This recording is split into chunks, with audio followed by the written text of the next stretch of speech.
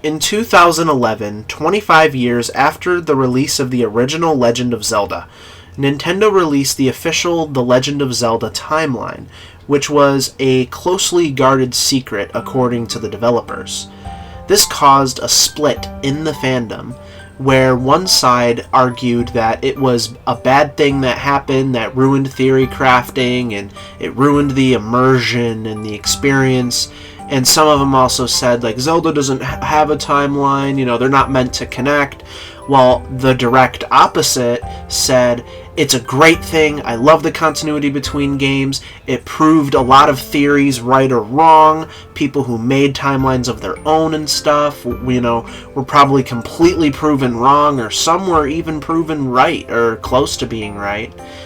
Today, I'm going to give my opinion on why I believe The Legend of Zelda Timeline does matter, and why it does add a lot of depth to the series. I'll begin by explaining the connections from the early on Zelda games. The first Zelda game came out in 1986, and it was the very first game. There was no sequel, there was no prequel, there was, nothing. It was just that game by itself, with its own story, brand new game, brand new series that Nintendo had probably no idea would go as far as it did. Then Zelda 2 came out, which was a direct continuation of Zelda 1. It wasn't a game that came out and was completely different setting and completely different characters, different everything. It was a direct continuation of the very first Zelda game, set in the same Hyrule, the same characters, the same everything. Now, Zelda 1 and 2 told their stories in a different kind of way. They were told through booklets and pamphlets that came with the game, and even some Nintendo Power issues, but nonetheless, they were still very much connected. And then A Link to the Past comes out, and that is released as a prequel to The Legend of Zelda 1. So it explains the origins of, or not the origins, but an earlier battle with Ganon when he was a lot more smart, and at a time when he had the full Triforce and the Imprisoning War, and, added a lot more lore to the series, and it, said a lot more. But it was advertised as a prequel to the original Zelda game.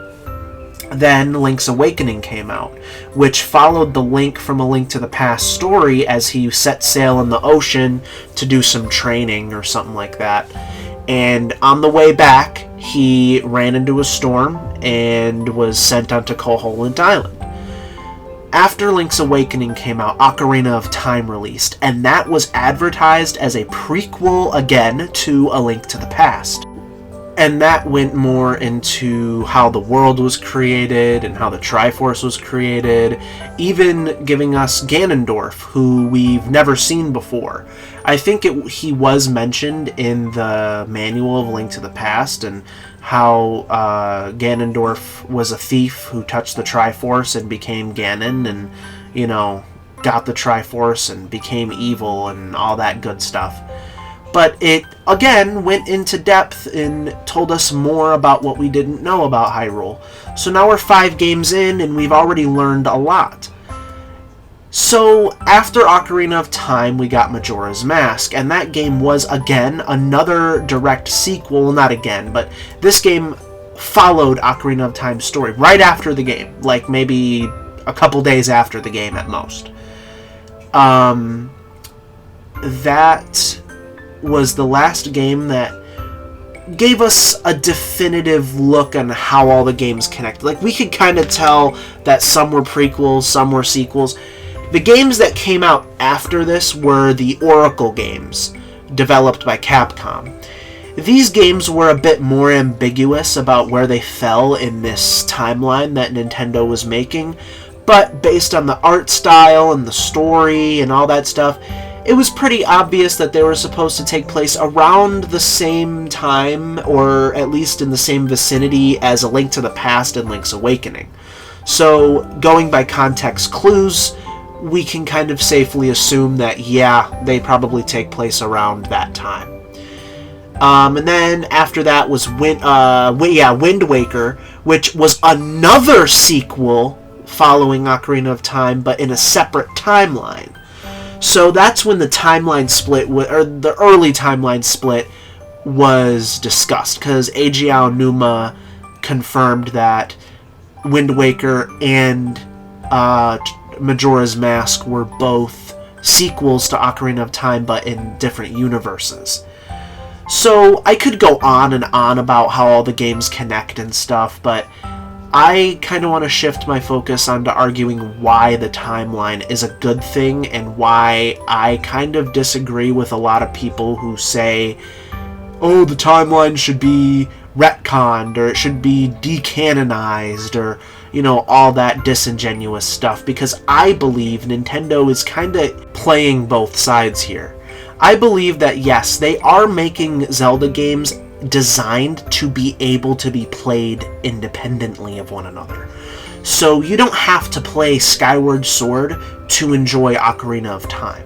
But if you do, if you play both of those games, you can kind of be like, oh yeah, Skyward Sword does take place in an earlier time than Ocarina of Time, and it's so cool that, you know, Demise was, you know, Ganondorf's predecessor, and how, you know, the Demon Tribe's curse is the reason why these three are locked in a forever cycle of conflict and destruction. But at its core, you don't have to care about all that stuff. If you want to play every Zelda game independently of one another, then you most certainly can. But I feel like it's a little bit unfair to us, the people who do like the timeline and do like the continuity between games, for people to be like, oh yeah, no, Nintendo just needs to cut it out completely because I don't understand it and I don't like it. So if I don't like it, no one else is allowed to like it. Which I feel like is a little bit shitty, you know? If I don't like pizza, I shouldn't be going out there and calling for a ban on pizza because I didn't like it. That's kind of my same mentality with this.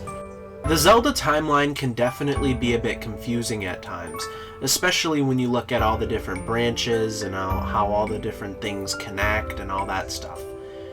But honestly, for me and many other people, it's really not that confusing. There's Skyward Sword, Minish Cap, Four Swords, Ocarina of Time, and then this is kind of where the convoluted aspect gets into things a little bit. So at the end of Ocarina of Time, there's three splits. There's the one we see in-game where Link defeats Ganondorf and all the stuff happens. He puts the Master Sword in Ganon's head and he's sealed in the Sacred Realm. Link and Zelda meet up in like this sky box or something. They're in the sky somewhere. I don't know if it's supposed to be Hyrule's heaven or what. So this is where the first split happens, and Zelda feels guilty for having Link be involved. She used him, she feels like. So she sent him back 7 years in time to go enjoy the rest of his childhood. But in doing this, she inadvertently created two separate universes. One where Link doesn't exist anymore, and one new universe where Link is now back in time and he's, you know, gonna do the Termina thing and all that stuff. But where the real confusing part comes in, because that's pretty self-explanatory what I just explained, the real kicker comes from the third split, where all of a sudden, in another universe or another timeline or something, Link fails to defeat Ganondorf. He's killed in battle. And Ganondorf gets the Triforce of Courage and Triforce of Wisdom and turns into Ganon. And then the Imprisoning War happens. And, you know, so people are like, well, how is there a downfall timeline? So if Ocarina of Time has a downfall timeline, why can't me drowning in Wind Waker have its own timeline? Or me getting killed by a bunch of dogs have its own timeline? What if I fall off of a tower in the game and then die that way? Is there a Link falls off the tower timeline? So that's the biggest argument I can get behind, but recently I heard a theory that blew my mind. And it honestly makes sense. And it's honestly what I've been thinking the whole time. Like, ever since I heard that theory, that this is what I believe happened. And this is not my theory, but I'm going to say it anyway because I truly believe this is what happened. So, the original timeline. Link goes to fight Ganondorf, but he fails. He gets defeated. And then all that stuff happens, and it leads into A Link to the Past. And then A Link to the Past happens, and we basically get revenge, quote-unquote, for Link from Ocarina of Time. When Link steps into the chamber where the Triforce is, he gets talked to by the essence of the Triforce, and he makes a wish. The wish is to undo all of the evil across the world. But in doing this, he not only undoes the evil that happened in A Link to the Past with Aghanim and the curse and the deaths of everyone that happened there, but he also undid Ganondorf's victory in Ocarina of Time. When Link enters the battle chamber where Ganondorf is playing the organ in Ocarina of Time, he's healed, miraculously healed, which, and to my knowledge or to my memory, because I've beaten every single Zelda game many times, that doesn't happen in any other Zelda game. Maybe it does, but to my memory right now, I don't think that has happened in any other Zelda game. So when Link makes that wish on the Triforce, it heals Link back in time, and it heals Link so he doesn't get killed by Ganondorf, and then he's successful and kills Ganondorf, or defeats him. And that's how this split happens, because after A Link to the Past, that timeline still does continue, but he also inadvertently creates another timeline, and then in the victory timeline, that other split happens. So if you go by that mentality, and again, this is theory, this is definitely not confirmed by Nintendo, although I do believe this theory could be fact. It's probably the best theory there is without having to call the downfall timeline a band-aid, which it could be. It could just be Nintendo being like, okay, we have Twilight Princess and Majora's Mask connecting in this timeline, and Wind Waker and Phantom Hourglass connecting in this timeline. How are we still going to have A Link to the Past and Ocarina of Time connect? So I do believe Nintendo did have to come up with something, and I honestly feel like the solution they came up with was the best one they possibly could have. Because A Link to the Past and all the games in the Downfall timeline really don't connect to anything in the child or adult timeline. Another thing I've heard is that the 2D and 3D Zelda games take place in a different continuity, and this could have almost been. Four Swords Adventures is currently placed at the very end of the child timeline, and it was supposed to be a prequel to A Link to the Past, but for some reason Nintendo decided to rewrite the story and scrap that idea, and me personally, I'm glad they did. I'm glad that they kept the 2D and 3D games connected to each other. I like that all the Zeldas are connected to each other. That's just my opinion. I like continuity. I like playing a game and looking to see how it connects to other Zelda games, or other games in general. Think of Star Wars. Think of how awesome it is that those connect. If they didn't connect, I'm sure those movies would have still done amazing, but I feel like they did even better because they did connect. They did have a sense of continuity. When one movie ended, you were excited for the next one to see, more of that same story unfold. That's my same mentality with Zelda. And I like that it's also not released linear. I think it's so cool that the original two Zelda games are actually at the very end of the timeline they're in. I love it. It's just so amazing to me. Like, I like Echoes of Wisdom. That game wasn't the latest in the timeline. As of right now, Tears of the Kingdom is. Echoes of Wisdom takes place before the original Zelda game. And here's another thing. The argument that people make that they don't like the timeline because it ruined the fan creativity or it ruined the theory crafting. I don't think so. I love theorizing about the timeline. I love discussing where Breath of the Wild and Tears of the Kingdom could fit. But eventually I'm going to want the answer. And some people might not, and that's okay, but us fans who do really like the timeline, it is fun to discuss and theorize, but it's also so satisfying when a game is confirmed or unconfirmed or debunked where it actually fits. Like, for example, when Echoes of Wisdom came out, I made the prediction that the game would fall in between Triforce Heroes and Zelda 1, because that's what the context clues in the game gave me.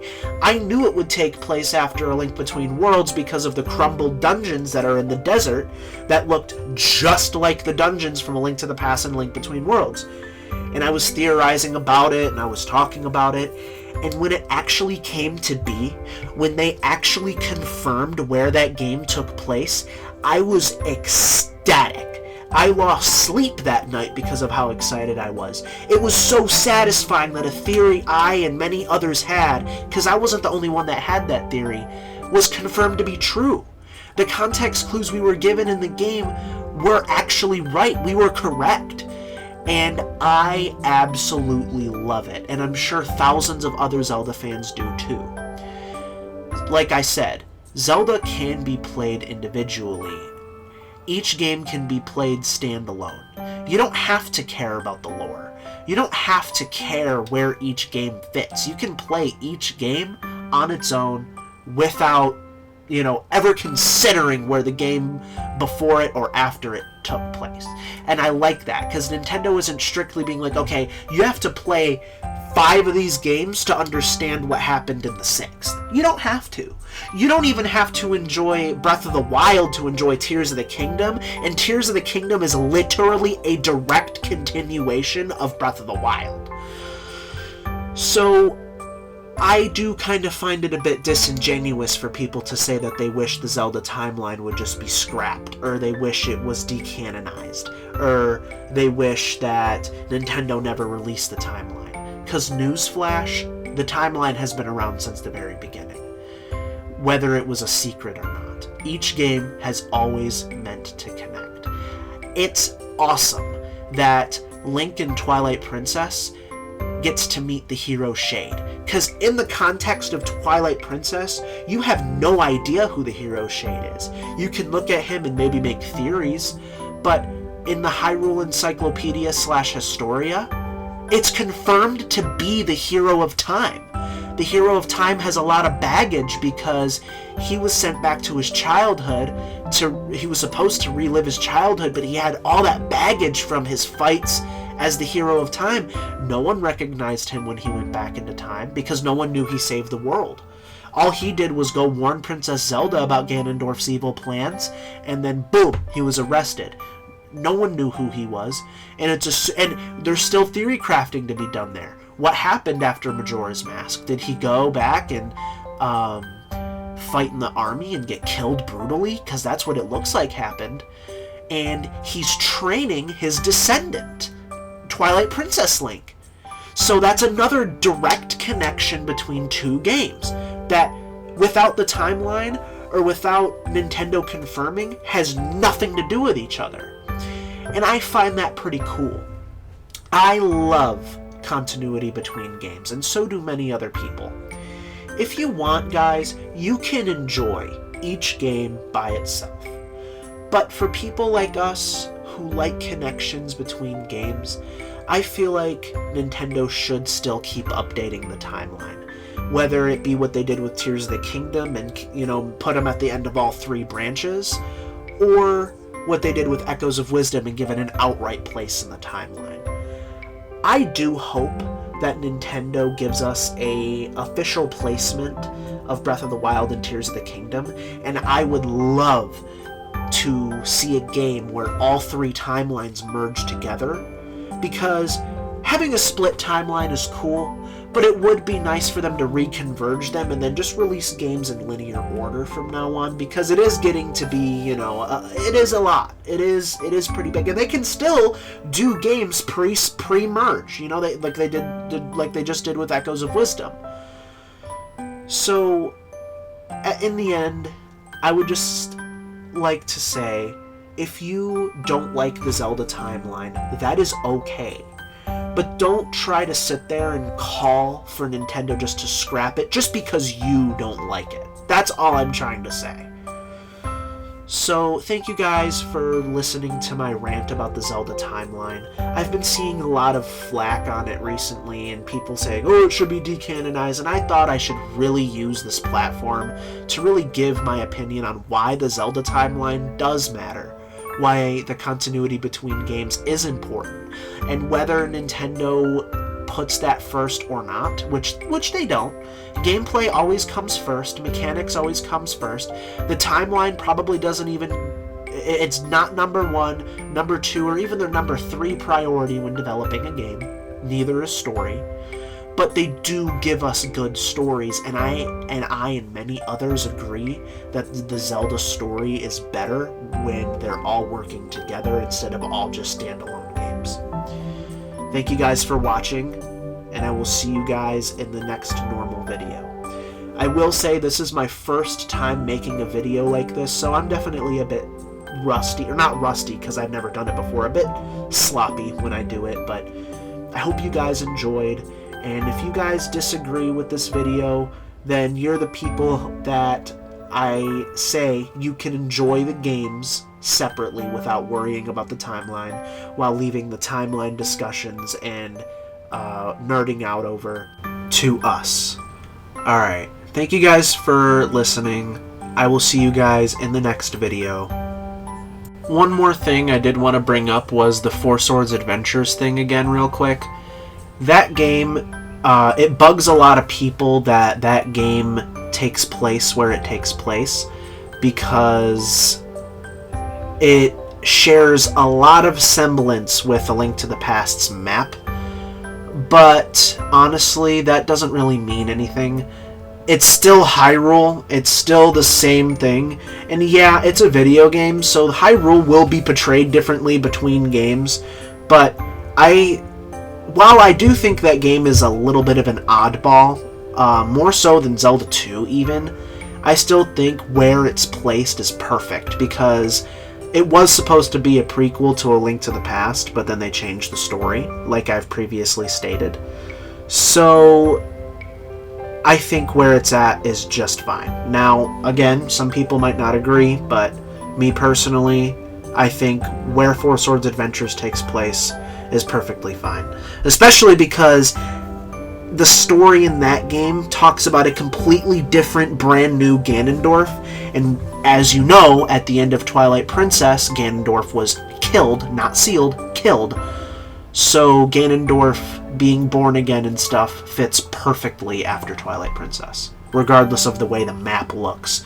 Which, honestly, the map really doesn't look the same at all. There's maybe a couple of parts of the map that look pretty much the same as A Link to the Past, I can't lie. But a lot of it is also very, very, very, very different. Alright,